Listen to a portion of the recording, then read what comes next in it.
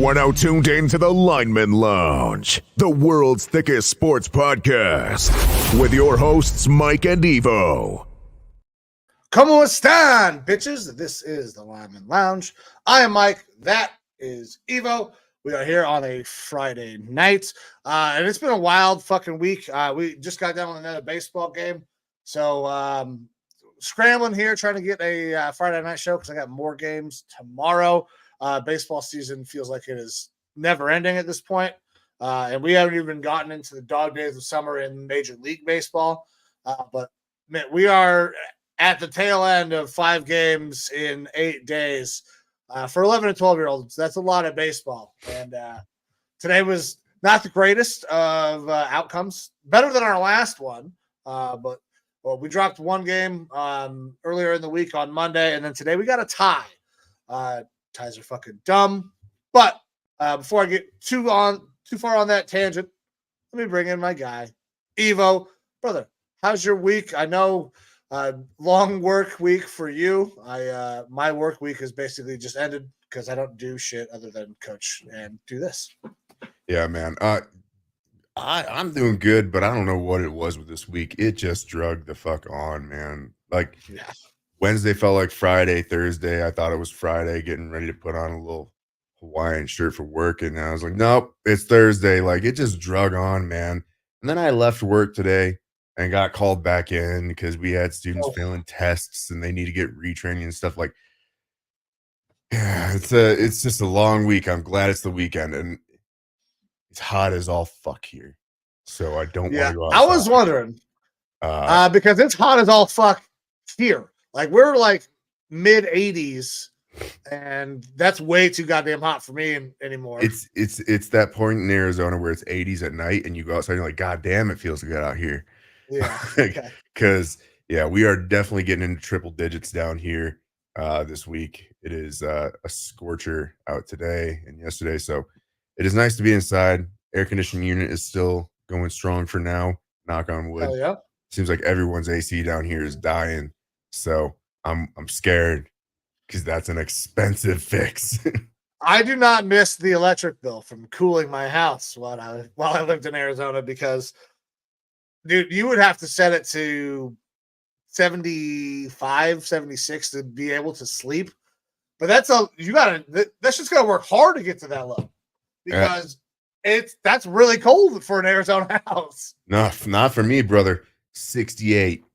Oh, damn, dude. So you must be you got solar though, didn't you? This is why you got solar. I do have solar. Yeah, but it doesn't, the bills before were still expensive.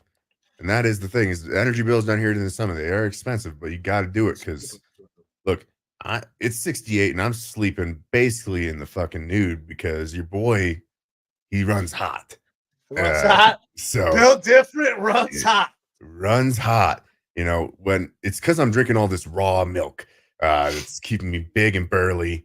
And it's just energy abundant everywhere. And I feel like for myself, I'm going to have a little bit of that energy today on one of our topics. Because I'm only slightly heated about it. But it's right up my alley like normal. But either way, youth sports with you, baseball and ties happening. We don't need to bring up the kissing your sister line. Oops, we just did. So that's always weird. Ties are stupid. Ties should not exist. If you do a competition against another person, another team, country, I don't fucking care. No ties. Somebody wins and somebody loses. Ties are bullshit, which is why soccer is not actually a sport, because they tie way too much for soccer. Like, ties are dumb, man. And it's a 6-inning game or 2 hours. The bottom of the 5th ended and we were tied. Our 2-hour time limit had literally just lapsed. Let's play the top of this. Let's play the 6th. Let's play the fucking inning and we'll see who wins this game. I mean, that's what I would have liked. I think the other team would have liked that as well. Because nobody likes tying. Tying is worse than a loss, I feel like, because you don't get the satisfaction or the motivation to work harder next time.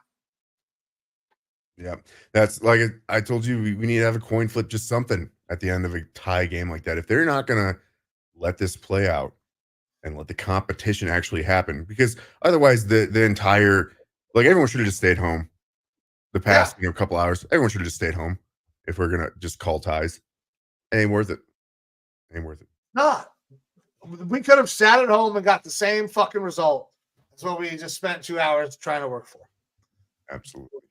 Ties are dumb, but we got another game tomorrow, and thank God this is the last game. We get a little bit of a reprieve from baseball. I do need to call a practice at some point next week, but every time I set a practice, it rains, so that will probably not happen either.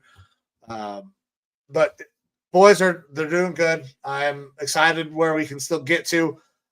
We just can't have lackadaisical moments. We're not good enough yet to take breaks.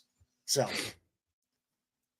but that's all I got on youth baseball, brother. Are you ready to start diving into topics? Because I know you came locked and loaded today. You had some shit you wanted to talk about. Yeah, I mean, like, it's the dog days of the summer for us on the show sometimes, because we'll have weeks where it's very limited stuff. I think we got some decent meaty chunks to go over so far. One of them is actually happening right now. We have game 4 of the finals happening.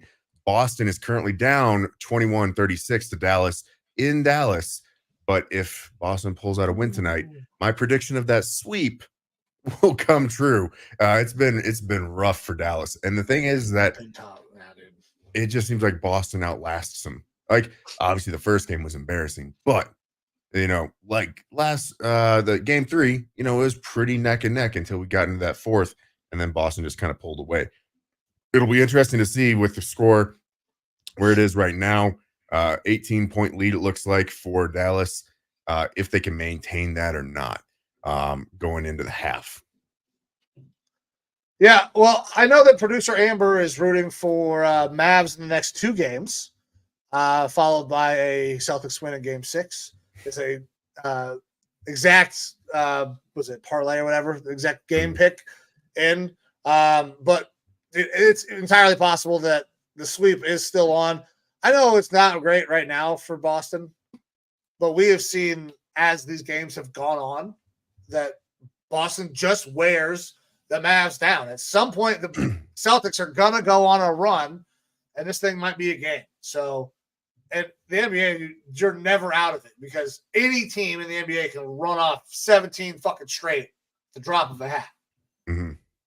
Yeah, that's at the end of the day, I think everyone generally knows Boston is probably going to win this series. If it gets to game 7, we got a good one. A really surprising outcome, we'll say that. Yeah. But I don't have too much of a dog in the hunt here either way. I just want the prediction of the sweep to happen. That would be kind of nice, and a little fuck you to the Mavs, I guess, for my T-Wolves.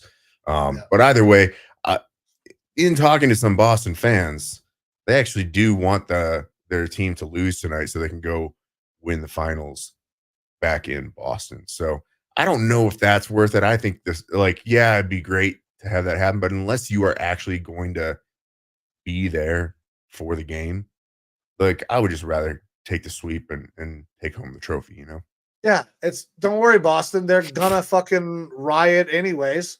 Mm-hmm. There's gonna be a burning car somewhere after they win this title. Yep, absolutely. It doesn't matter if they win it in Dallas or if they win it in Boston. Right. But either way, so outside of NBA news there, unless you want to talk at all about your coaching search there for your Cavaliers, I believe they're down to second interviews for 3 different guys, including Mike and Nori. I really don't care. It's a bunch of assistant coach. Nobody excites me. I don't care. It's good. Whoever Donovan Mitchell wants, that's who I want to be the head coach. Mike and Nori is a good coach from the Timberwolves. I would be sad to see him go, but it would be fitting to have Minnesota over to Cleveland and Minnesota, just like it's happened with the Vikings and the Browns. So, and some of our players and whatnot. So, it's a pretty regular thing, it feels like, between Minnesota and Cleveland. Good working relationship between the Cleveland, Minnesota people. Yeah, absolutely. But other than that, what we kind of expected and what we've alluded to in previous weeks concerning MMA and UFC. Yeah. Conor McGregor is injured, is not going to be fighting in UFC 303 on the 29th. Unfortunately, that was announced, I believe, yesterday by Dana White. So we kind of thought that this was coming. Things, all of the marketing stuff got pulled.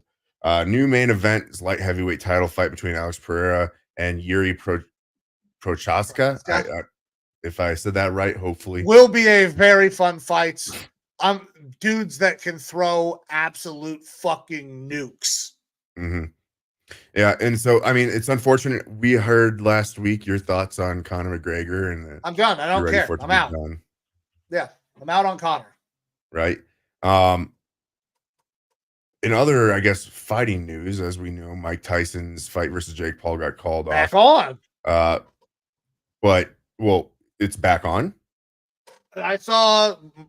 Okay, so maybe I got McCockner, but I saw that this fight was back on in like September.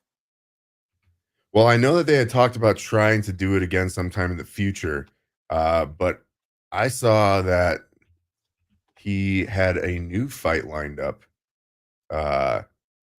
with a former UFC guy and boxer, and now I can't find anything about it on the internet. Maybe I'm wrong there too. Maybe we both just got fucked. All right, so I got this from the USA Today. Came out 3 days ago. Mm-hmm. I anticipate about. So Mike Tyson posted to Twitter Jake's new wake date, November 15th at Netflix, hashtag Paul Tyson. So it appears that this is back on in November 15th. All right. Well, hopefully that's the case.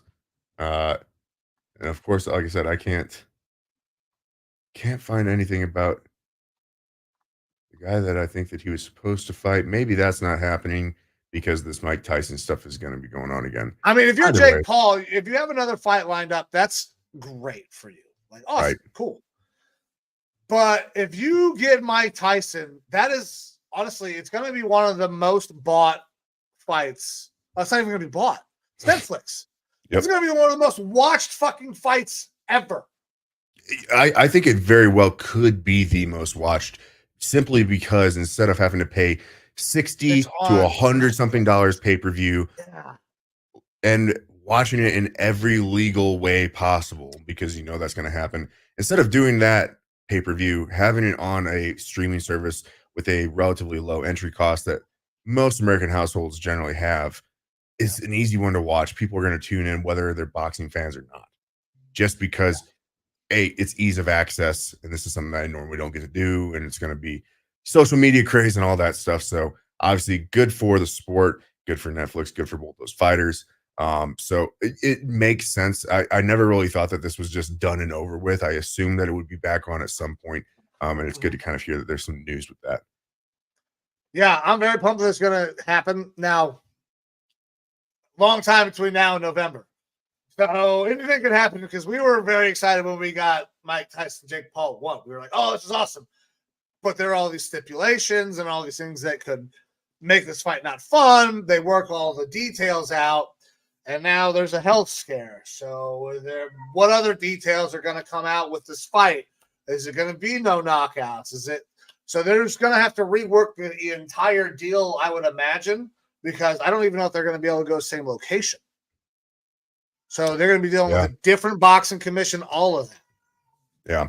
But look, if there's a will, there's a way. When there's that sort of money involved, they'll find a way to make it happen sooner or later, I believe. Shut the fuck up.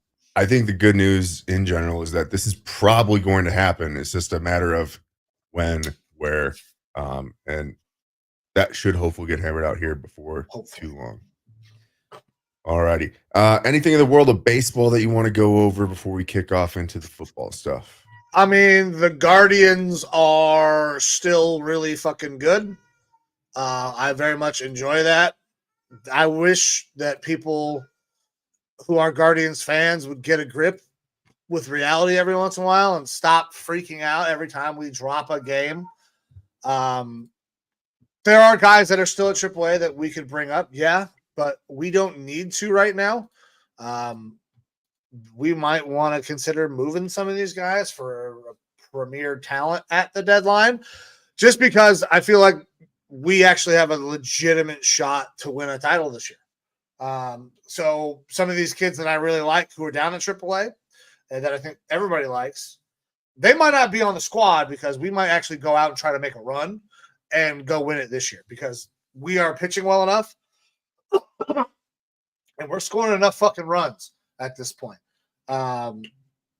Would it be nice to add a pitcher and an impact bat? Yeah, but am I willing to dump the entire load right now? I don't know. That's tough. But if it gets me that extra hump, like where I can at least secure a spot in the World Series, I got to take that again. I want a fucking another World Series appearance just because I want to go to a game. I will sell one of my children to go to one of those games. And there was a lot of sexual euphemisms in there, dumping your Baseball load, is full of them. getting over the hump, Yeah. I like Baseball is full of sexual euphemisms. Yeah, absolutely. Bats, balls. Bats, balls. Apparently, Stephen Kwan is continuing to produce in the money-making department. So if you are watching and you don't know about this bet, Stephen Kwan is the leadoff hitter for the Guardians. He hits first in the first inning every single time, and he sees more first pitch strikes than anybody in baseball. So first pitch strike on Kwan has got a really, really high hit rate. We've been continuing to make money off of that. Very nice. Very nice. So, and a quick update here on the Dallas-Boston game. 8 minutes left in the second, and Dallas is now only up by 15.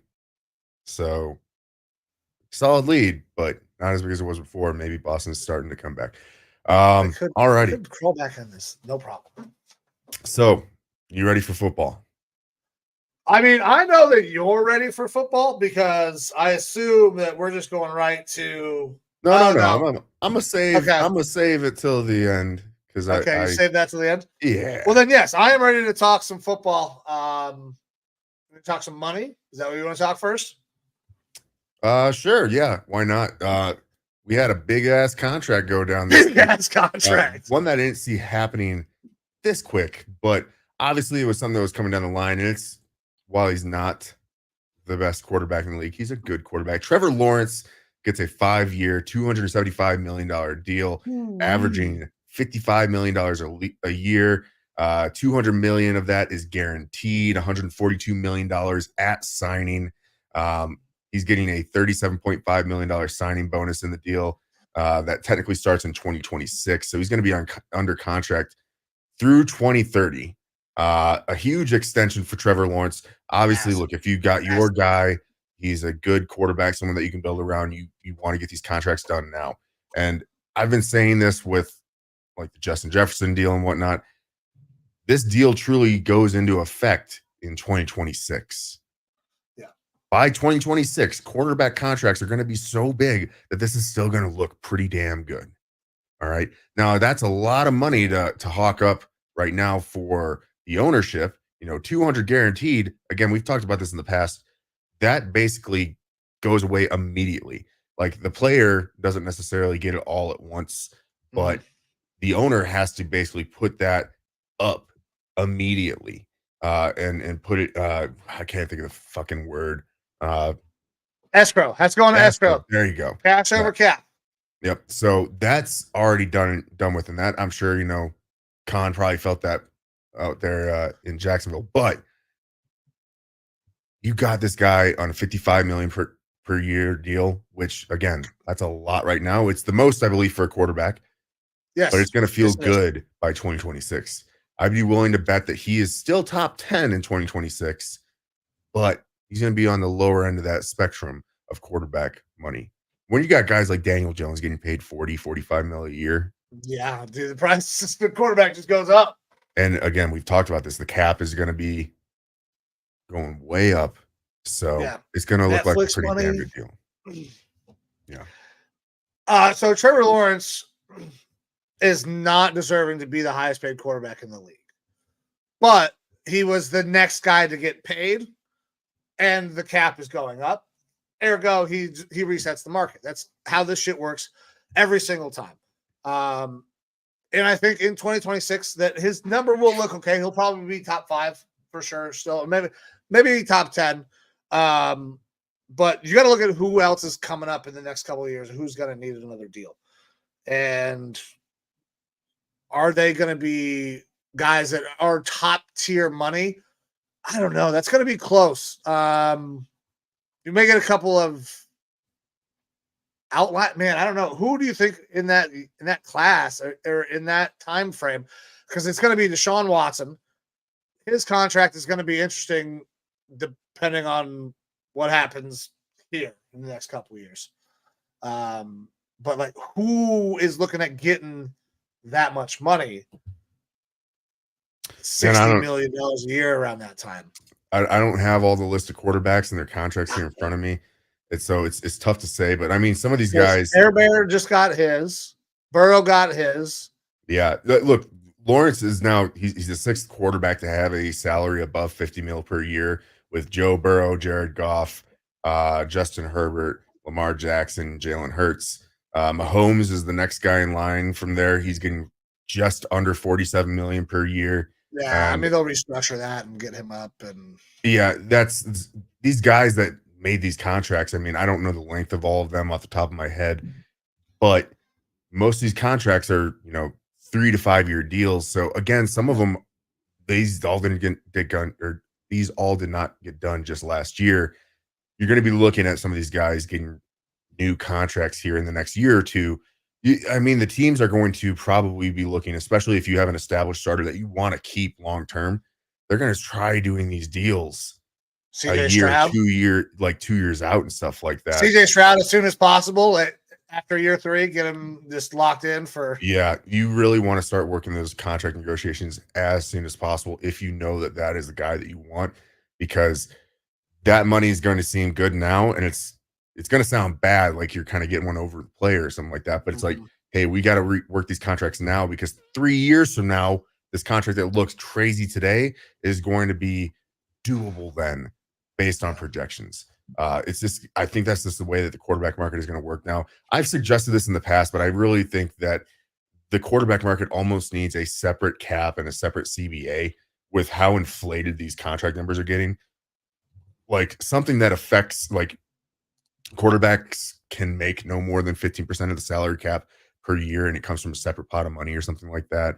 Something along those lines, because look, the money is getting crazy in the way that people are going to have to be negotiating these contracts, just like Lawrence did here, where it doesn't go into effect till 2026. You're having to look 2 to 3 years down the line in order to stay relevant and keep that cap in compliance. Otherwise, if you start doing those like the same offseason and stuff like that, it's going to hurt. It's going to hurt now, and it's going to hurt a couple years going into the future, where you are able to negate that by doing these contracts this far out. So look, it's an ever-changing cap situation, and an ever-changing situation with quarterback contracts in general. But the money's going up, man. We're seeing astronomical deals. Yeah, they're going to continue to be outrageous. Hopefully, we never have another COVID, and that the fucking cap should never come down. Yeah, hopefully. Yeah. But in other news about money being moved around, we had talked about this in previous weeks about some potential tampering issues. The Falcons with Kirk Cousins, the Eagles with Saquon Barkley.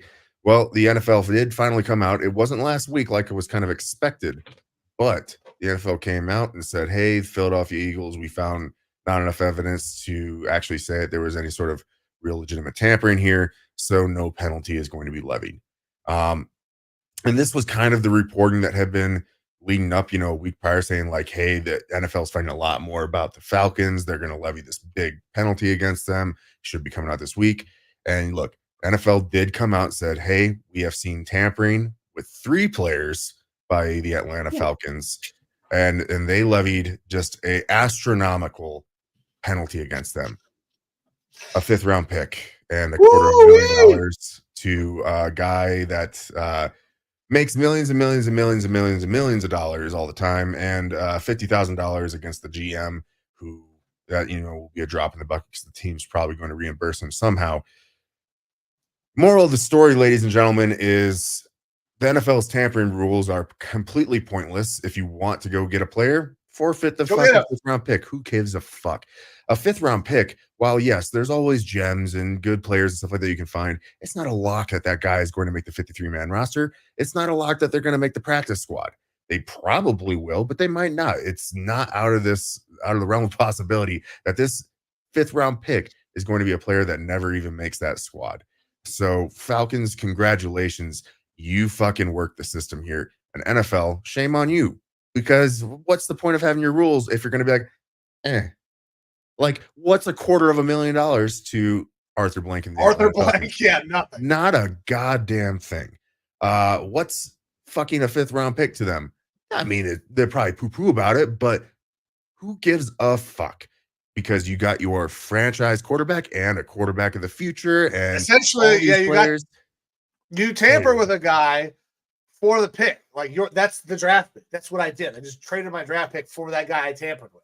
If you really want to look at it that way, they traded a 5th round pick and $250,000 plus the contracts of those 3 players for 3 players.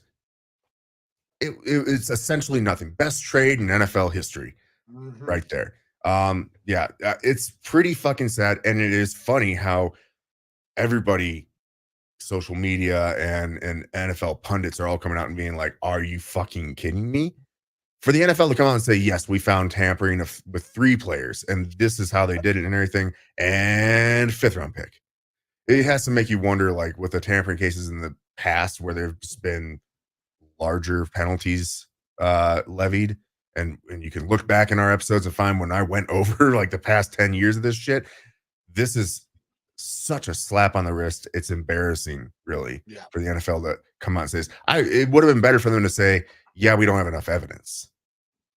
Like, Robert Kraft got a harsher penalty for getting his fucking dick jerked off in a massage parlor, right? Than the Falcons got for stealing 3 players. Yeah. And look, it might not have made a difference at all. These players might have gone there regardless. But the point is that there's rules. Rules are rules, and you should enforce them, especially when you're talking about hundreds of millions of dollars. Especially if it could potentially help out the Minnesota Vikings by giving over picks. Well, and look, would I have loved that? Yes. But the chances of that happening were very low.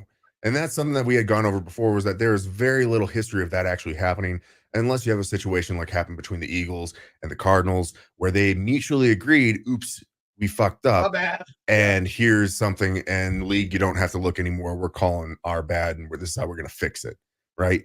And that was a harsher penalty. The Cardinals imposed a harsher penalty on themselves. Yeah. In that situation. That's so funny. For Gannon. C-tier coach at best. Like, really? Yeah. It's sad day for the NFL there, but what do you expect? I was just really hoping that Kirk Cousins fucked over his team a little bit, but I'm sure he'll be doing that now and into the future with that contract and lack of playoff wins. So good job, Falcons. You got one over on everybody. Ooh. All right. What you got next for us, brother? Oh, well, other than that, I mean, Alvin Kamara is not showing up to the last day of mandatory mini camp. He's got some issues with his contract. Saints fans are not happy about that at all, which is kind of understandable, because Kamara's, he's tailing off a little bit. But another big name. I have a question. Have you heard of anybody else who possibly is not going to be where the fuck they're supposed to be? Another big name has decided mandatory mini camps is just not for them. Let's do it. Go, let it rip, brother. Just don't get us canceled. I'm gonna try to not say any 6-letter F words here. Aaron Rodgers, and I've said this before. Aaron Rodgers is a bad teammate, a bad football player, and a bad person. But we're gonna focus right now on him just being a bad teammate. All right.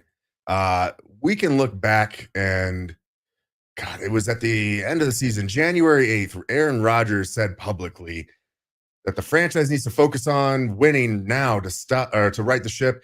Anything in this building that we're doing individually or collectively that has nothing to do with real winning needs to be assessed. Flush the bullshit. Aaron Rodgers' words. Aaron Rodgers decided he's not going to show up to mandatory minicamp because he just doesn't want to be there. Like, you took last year off because you blew out your Achilles. Aaron Rodgers is the most two-faced motherfucking teammate out there. Shannon Sharp, 11 years ago, roughly, called some bullshit and said, Aaron Rodgers ain't a good teammate. He's only about himself. He doesn't give a fuck about anyone else on the team. It's all about Aaron Rodgers. It's the Aaron Rodgers show. It's the reason why Aaron Rodgers no longer talks to his family, because why would he have to give any of his time to any other person in this world? It's all about Aaron. He's the most self-centered fucking player out there. And you know what? That's good if you're really good at football and you win games and you win championships. He barely has fucking done that. Like, talk about one of the biggest wasted careers in the NFL, going Green Bay, winning as many games as he did, and coming out with what? One Super Bowl? One. Yeah. But people want to talk about him in the GOAT conversation. Bullshit. The only thing that he's the GOAT of is being a self-centered piece of shit teammate. And I bet you that his time with the New York Jets, we already heard the rumblings about this last year from his teammates, disliking him and the aura and stuff around him. He talks out one fucking side of his mouth and does shit out the other side. I don't think that his stay there is going to go very well unless they start to go on a run this year, and I'm not so sure that's going to happen.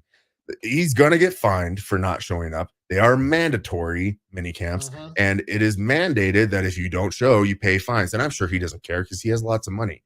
He can be off doing his ayahuasca trips or just relaxing, whatever he feels like doing, going on Alex Jones's show, whatever. Who knows? But this is the time of year where you should be developing a rapport with your team, building a team that is going to try to go make a run at a championship. And instead, you're going to choose yourself over them. If it was a health thing, he could still be there, mental reps. He could be like another coach out there, helping his team out. But no, as per usual, Aaron is about Aaron, and Aaron's going to go do whatever he wants to do. The fun part about this, too, is that Robert Saleh kind of came out and said, like, if it's his choice and we'll kind of support him with this. I think I've said this previously in the show as well. Nathaniel Hackett will be fired this year before the end of the season. Yeah. And I'm saying right now, Robert Saleh will not make it the entire year as the Jets head coach. I don't think that this team is going to be as good as people think it's going to be. I don't think Aaron is going to look anywhere near as good as people think he's going to be. Injury is not off the table.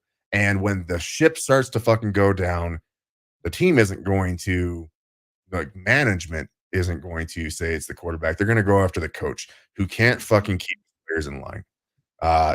Rodgers has this aura about him where he's more important than everybody on the team. He thinks that, and he's gotten Woody Johnson or whatever his fucking name to believe that too, I'm sure.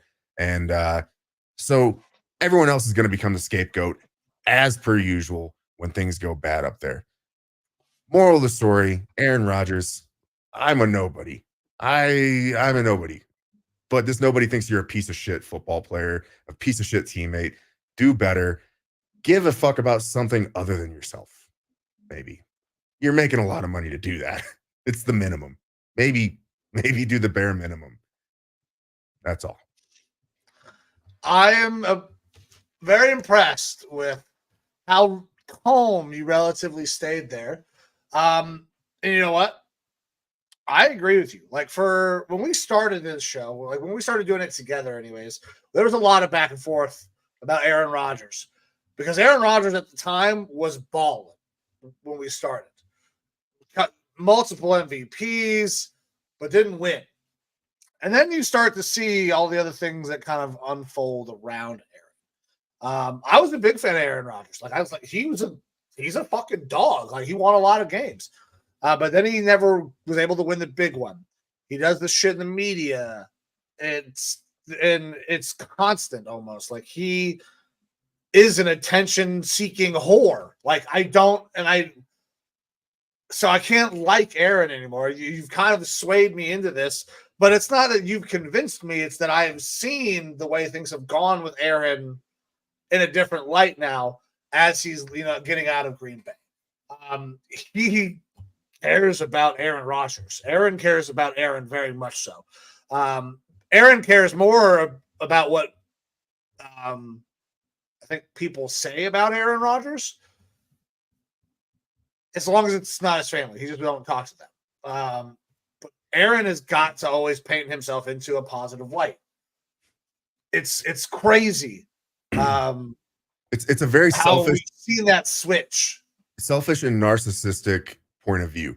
Like you saw this with the whole move from Green Bay to New York, where he would go out publicly and be like, I don't want the drama. I don't want the drama. And then the next day he'd be like, this person's lying about what I said and what I did, except for they're not. It's out there in the public. The same thing is going to happen here. Oh, well, it was mandatory, but, and it was unexcused, but I was, it was unexcused, but it was worth it. And I told people, and it was misreported. It was the reporters that misreported this. I didn't actually do anything wrong or something like that. Like it won't be his fault. It will be somebody else's fault. Yeah. He takes no ownership.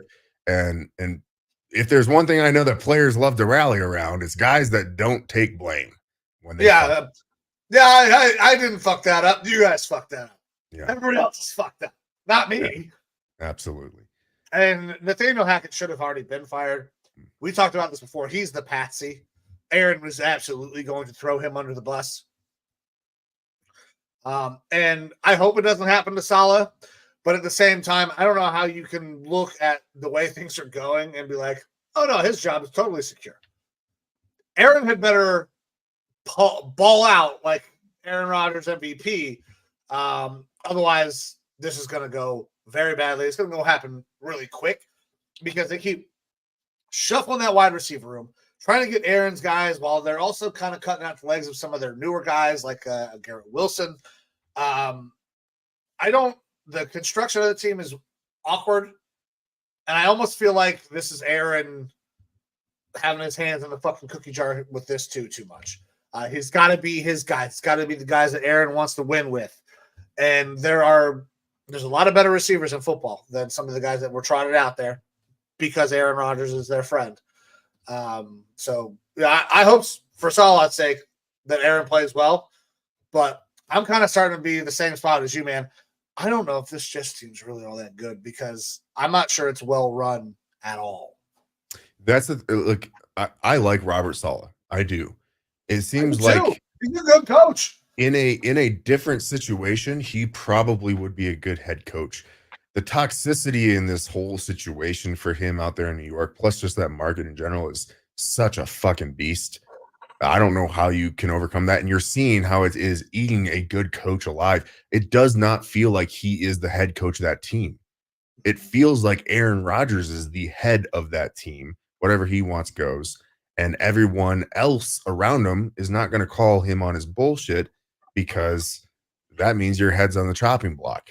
And the hate's just going to come right back to you from fucking fake Jesus over here. And it's sad, but the good news is that if Saleh does end up getting canned, he's going to go somewhere, maybe way better situation than where he's maybe at. Even like Houston Texans or something like that, where he could link up with D'Amico, and they could have a fucking really good run. Like he's going to be a fantastic defensive coordinator and again potential head coach in the future, but I just don't think it's going to happen here in New York. And look, like you said, the only way that all of what I've said kind of goes away is if Aaron Rodgers and the Jets ball out this year. Yeah, they have to. But what's the history behind that? You see guys who not very good. Like, do you have any recollection of any 40-year-old quarterbacks who haven't played in basically 2 years, coming off a torn Achilles tendon, who the last full season that they played, they kind of looked like dog shit for at least half of the year? I mean, his last year in Green Bay, he kind of looked washed. Yeah. And yeah, turned it on a little bit more towards the end of the year. But still, like, there's a lot of hope and wish that he is going to be good up there in New York. And I don't know that it's going to happen. Look, Deshaun, younger, very talented player for your Browns team, had years off and has not looked the same since. Dude, I was going to bring that up. Like, when you have a long layoff, whether you're getting mental reps or not, the physical reps still very much matter. Like, you still need those physical reps to keep that. And then coming off the injury that Aaron's coming off of, I mean, I am not convinced at all that this is going to go well. And Right? Aaron Rodgers is, and I know you don't believe it, one of the most talented, like physically talented quarterbacks that we've probably ever seen in the league, and has won a ton, just has not won when it fucking mattered the most. So, yeah. It's going to be one of my more fun storylines to watch this year. the county contractors. Hey, good game tonight, guys. That is the Nice. team that we tied. Ugh. Yeah, I know. Fuck, ties are stupid. Stupid ties. Terrible. Yeah. But yeah, it's going to be a fun storyline for me to watch this year. I don't dislike the Jets, but damn, do I want to watch that fucking house go up in flames. Dude, it's going to be a catastrophe when it goes down because Aaron's going to turn it into a shit show. I don't want to drag this out. I don't want it to drama. It's going to turn into the most wild media circus the New York fucking Jets media has ever seen, bro. Yeah. Well, that's the thing. We talked about this too when Aaron went to New York in the first place. He's like one of those 9/11 deniers and stuff like that, and all that stuff. And I was like, that's not going to go over well with that market. All they're going to need is just a little spark, just a little ember to go after him. And then they're going to fucking light the torches, get the pitchforks. We're going after this motherfucker. Yeah. Well, look, I think we've got a fucking ember going. So give him a couple losses and things like that, and things start to get shaky, and the city, the media, everyone's going to turn. Yeah. Winning cures all, though. Winning cures all. We were here first, but that's the only thing you can do. Winning cures all, and then this will all go away. Nobody will care that you weren't at mandatory minicamp. However, you go out there and throw a couple of darts into the dirt or a pick six like your boy Zach Wilson, who just left, they're going to turn on him so fucking fast. Mm-hmm. Yeah. It's an interesting one there. All righty. Anything else with the NFL that you want to go over before we get to our last topic here with the WNBA? No, man, I don't think so. Soon we're gonna actually have some good stories to talk about in the NFL, like minicamp and maybe some feel good training stuff. Camp. When training camp is going on is when I'm going to start getting excited again. Mandatory minicamp. I understand it's mandatory, but they're not doing much anyways. Yeah, I'm. Before we jump off, I'm going to put this out in the ether, and it's maybe the craziest thing I've ever said. Oh, wow. Sam Darnold might have a better season than Aaron Rodgers. Clip it, because if it happens, I'm running with it. All right. Yeah, okay. And if it doesn't happen, this will just get lost. And if it doesn't happen, of course that didn't happen because it's Sam fucking Darnold and he's trash. He's having a really good camp, I guess. Apparently, everybody's having good camps, unless you're Caleb Williams. Mm-hmm. Absolutely. Caleb Williams is having a bad camp, but yep. All righty. Last little tidbit here. Last week, I believe it was last week, we talked about Caitlin Clark and all the issues that are going on with her in the WNBA. Well, the news story this week is talking about women's USA team and how she was not selected to that team and people kind of being upset about it. You and I have somewhat differing thoughts, I think, to an extent. What do you got on this one, Mike? I think it is a bad decision, but only because it's an opportunity to market the game more that is not being taken by the WNBA. Caitlin Clark is nowhere near one of the 12, 15 best women's basketball players in the world. She's very exciting in college, and she is still making the transition to the WNBA. She is not one of the best, but she is the most recognizable star in the WNBA. So to not have her feels like a missed opportunity to continue to grow women's basketball. Now, I agree from a basketball standpoint, no, she shouldn't be on the team. But if I'm putting this team together and with all of the conversation that is going on around women's basketball and Caitlin Clark, it feels like a miss to not have her on the squad just as the linchpin to be like, hey, look, come watch the women. I mean, the numbers don't lie. for the reasons that whatever is happening, more people are going to games when Caitlin Clark is playing. Use it to your advantage, is what I'm saying. Yeah, and I completely get that, but at the end of the day, for me, it's not a popularity contest. While yes, she's good for the game and help grow in the sport and stuff like that, at the end of the day, to me, this team isn't a popularity contest. They're supposed to go out there and win. So put your best players out there, regardless of how the media perceives them. And it feels like that's what they did.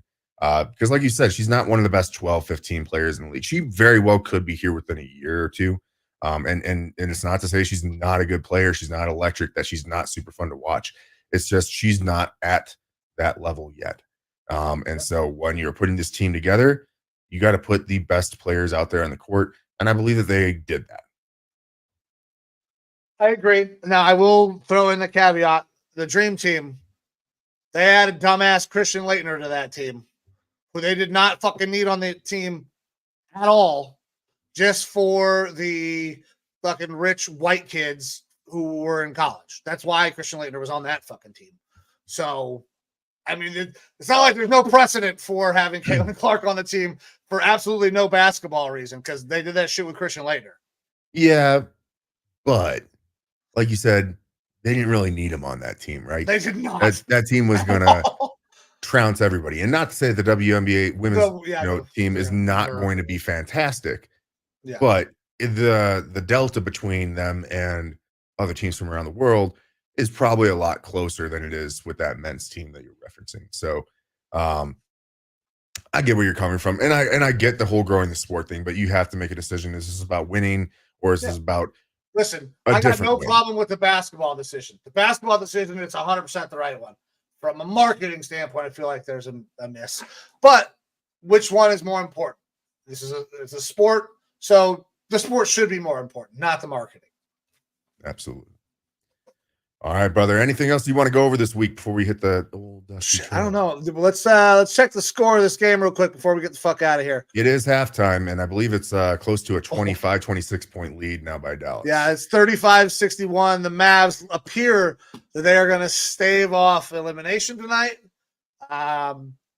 If it changes, Evo, I'm sure you'll be very excited to see how the fuck that unfolds. Yeah, I'm going to be passively watching it while playing some video games tonight. You streaming the Wolves tonight? Did it. Nah, I don't think I'm going to stream. I'm just going to be casual and but I will have the game going, and you'll see some probably Jordan crying face memes if Dallas drops this one. Oh, for sure. But I would not imagine that they're going to lose this game. So I need them to win their next one as well, so Amber can make some more money. But guys, we're going to get the fuck out of here. This is the Lineman Lounge. I'm Mike. That is Evo. If you want to interact with our show, you go to Facebook, TikTok, YouTube, Instagram, Twitter, or I should say X. We are on all the social medias. There are pages. We try to stay active on there as much as possible. Some new content went out yesterday underneath the No Sleeves Network on the TikTok. If you want to go and check out all of the things that we do, it's under the No Sleeves Network brand, nosleevesnetwork.com. We'll have links to all of our podcasts, video game streams, and also some blogs. But with that, we're going to get the fuck out of here. Evo, give the people one last word. Flush the bullshit, Aaron. I like it. Guys, I'm Mike. That's Evo. We're getting the fuck out of here. See you.